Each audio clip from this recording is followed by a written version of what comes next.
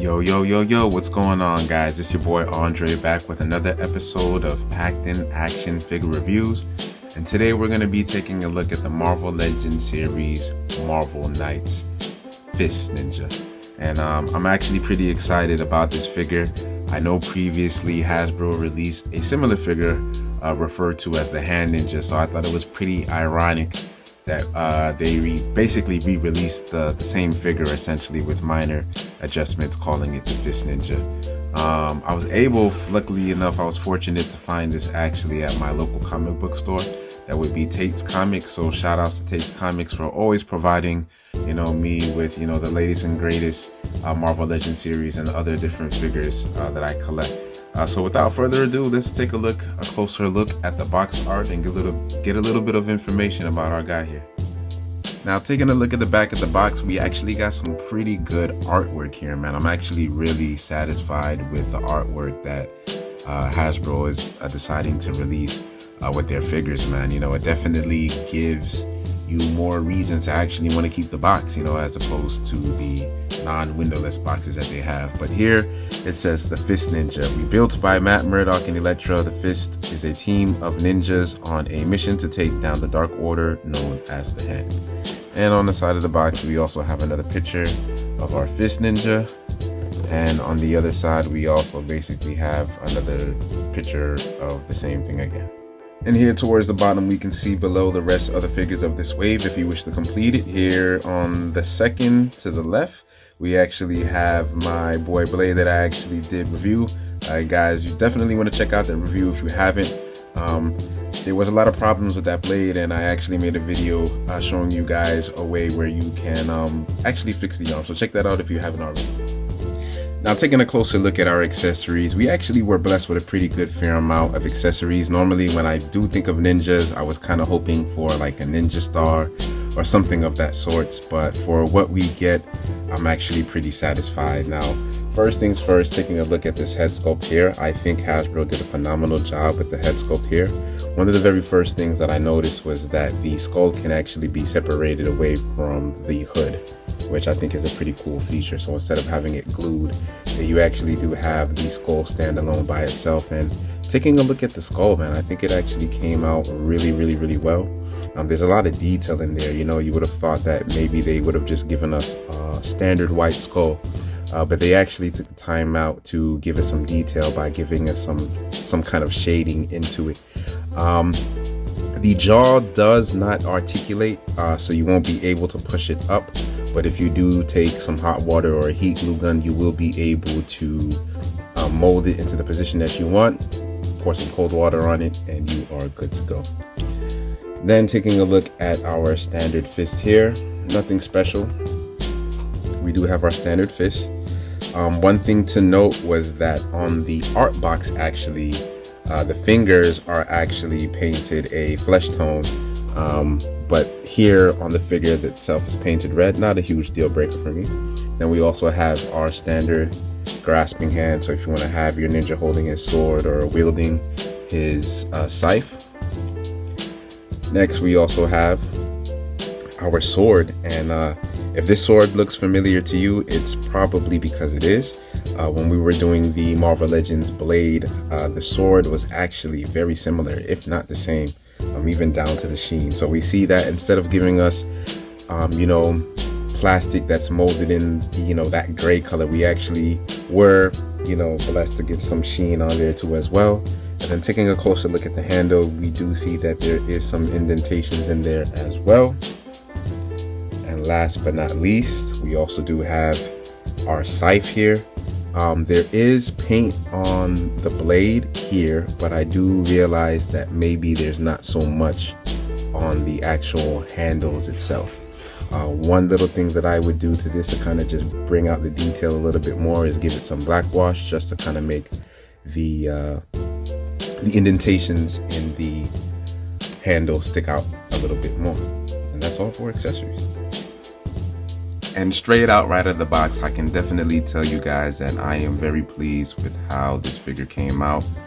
First impressions, just taking a good look at it, man, there's a lot of details, there's a lot going on with this figure here. And just side thing to note, You guys probably see the two sides attached to his right hip. Those are actually from the Electra Daredevil, which I'm actually going to be reviewing pretty soon, so stay tuned for that. So he actually doesn't come with those ties, but I definitely feel like, Hasbro definitely delivered on presenting a ninja. Is it perfect? No, there's definitely some flaws that, stand out slightly, but we're going to take him down and get a closer look at him and discuss some of those things. Coming to you straight on, I think this figure, man, is actually a very solid release, man. I can't re-emphasize that enough. Even though this figure does lack some minor paint details that I think would definitely bring this figure out to life more, I definitely feel with the sculpting and the articulation, it definitely helps bring this figure out more. So just taking a look at some of the detailing and the sculpting, man, you know what I'm saying? First, let's take a look at the head sculpt. And when I look at the head sculpt, I can't help but think of Scorpion from the Mortal Kombat series. Obviously, Scorpion is yellow, so most people would say Ermac, but just the whole hooded look, especially with the skull here, definitely was giving me Scorpion vibes. Now, one thing to point out, unlike this head, how the skull can come loose from here, unfortunately the head is glued to the hood here on this one. If you did want to take that out, you can use a heat gun and pop it off, but that's just an option there for you. Taking a look at the main body over here, we can definitely see that there's different pieces. We have a separate piece for the neck, which is going to help with the added articulation, and we also do have butterfly joints here, as well as the waist swivel and the diaphragm joint here as well. But focusing back here on the sculpt, man, I think they did a very good job with the wrinkles here, man, and I definitely feel like, man, maybe some shading to the paint would have came a long way. Here we have the fist sign. I think that came out pretty good. It's painted on there really well, or decaled, or whatever that is. Here we have the arms, a little bit glossy, and I can tell that the arms were probably sculpted in this dark gray color here, so you are going to see a tiny bit of bleeding through here. Yeah, man, I mean, even looking here at the sash that they're wearing, it is very, very nice, very detailed, man, very, very, very detailed. And we also have his sword holder here on the side. Then taking a look at his legs, we do have the standard ninja baggy jeans, and then we also have his boots here with the buckles here on the side, as well as his ninja sandals or ninja socks, or whatever they call them. I can't remember what they're called. If you know what they are, please let me know. I'm too lazy to look it up on Google right now. But pretty solid figure, man. Pretty solid figure. Jumping into articulation, I can definitely say, guys, I'm very pleased with the amount of articulation that's on this figure, especially considering that it's a ninja. Generally when we think of ninjas, we think of them, being super flexible, being able to fit in tight spaces, and a lot of stealth missions. So articulation in this figure is a definitely must-have, and I definitely think Hasbro definitely released. I mean, they definitely delivered on that. So taking a look at the articulation here, the head is on a ball peg, I believe, hinge, excuse me, and the ball peg at the top. Because of the hoodie, there is going to be a little bit of hindrance to the articulation, but you can kind of fudge it to kind of make it work, so he can look about that far up.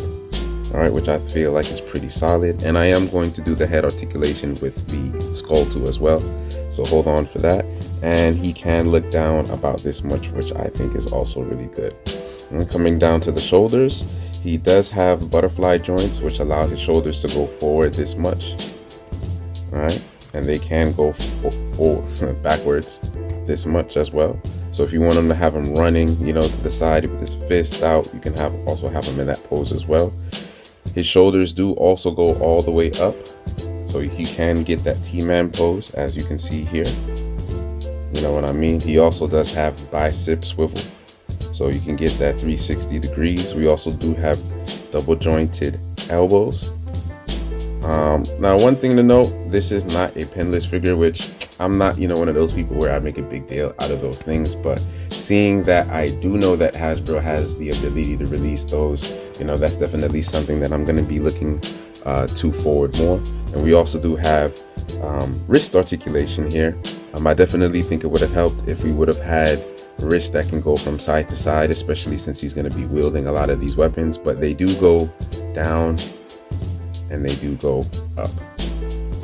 Taking a look here at the diaphragm, we do have a diaphragm swivel here, so it can twist.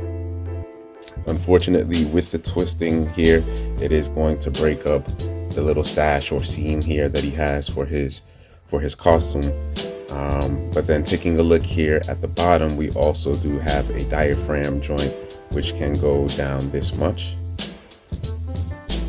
and it can go back down that far back. I think you can get it to come a little bit more forward, but mine, for some reason, like the joints are a little bit tight, so I might have to heat mine up with a little bit of hot water, but it definitely is there. I'm taking a look over here at the legs. We don't have any waist articulation. Again, the waist articulation, I guess you would say the replacement would be the diaphragm joint up here. We do have thigh cuts 360 degrees. I think that's definitely important. Now, the one thing that I am going to be nitpicking about is the way how the legs can't do a full split, and maybe that's due to the thickness of the sculpting, which I can live with that, but I definitely think a ninja should be able to do a split, but not necessarily a deal breaker for me. Going back over here to the legs, we do have double jointed knees. They go far about that much. They can't touch his butt. Not a huge deal for me, but again, flexibility is definitely something that is super duper important in a ninja.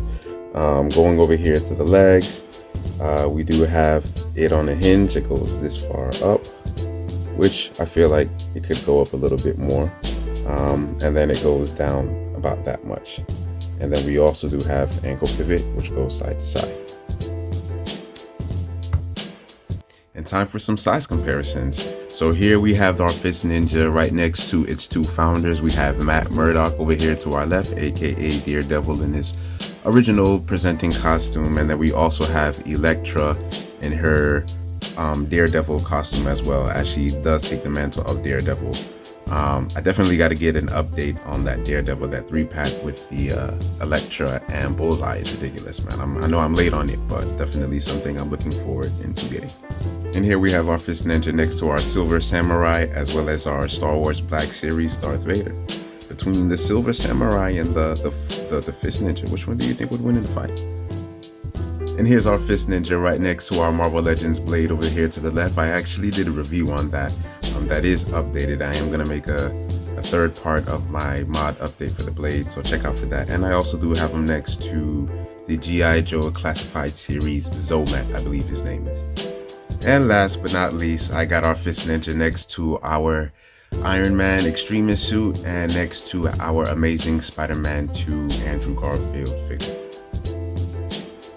So overall, we're taking a look at a pretty good solid figure, man. I mean, I definitely think that, despite the minor paint applications that could have definitely made this figure pop a little bit more, I definitely feel with the sculpting alone and the articulation is enough to bring this figure to a solid 8. This figure is definitely detailed. It has a lot going on, and if you like to, have a build an army of different enemies or heroes or teams, this is definitely a guy that you would want to get to add to your building army, man. Pretty solid figure. So again, guys, thanks for checking out Packed In Action Figure Reviews, where we give you that action that's packed in, man. If you like my channel, please like, subscribe, share, comment. If you have any tips, tricks, or if you have any figures that you would like me to review, please let me know, and I will do my best to adhere to those recommendations. Once again, Packed In Action Figure Reviews, signing off.